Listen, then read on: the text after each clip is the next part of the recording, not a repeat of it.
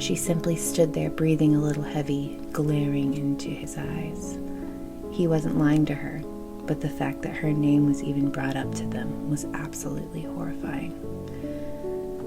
Why couldn't I have just been some random human he grabbed like the others? Why would you put me in danger this way?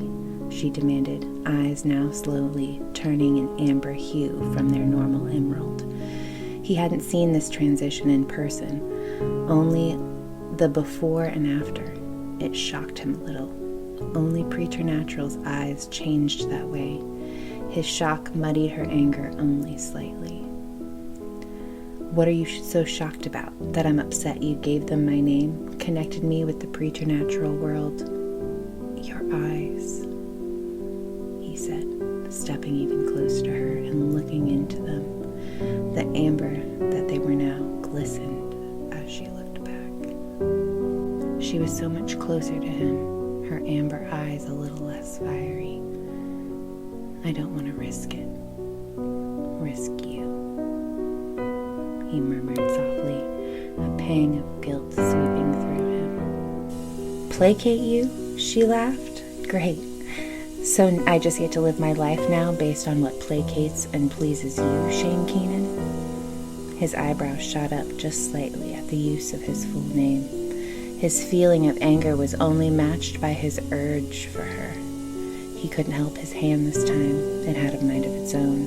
He reached to her, touching her chin. They paused there for a moment, the touch somehow feeling so intimate.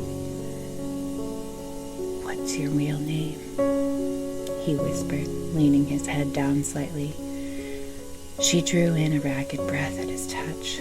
She could feel his emotions much more boldly with the contact. His anger, his worry, his lust all swirling. She felt her own rise to meet his. Victoria Malone, she whispered back. Victoria, I need you to do this for me, to let them protect you, he said, his face getting closer to hers. His wolf was urging him closer. V closed her eyes, pulling away from him and breaking their touch. The way her name came from his lips made her shiver.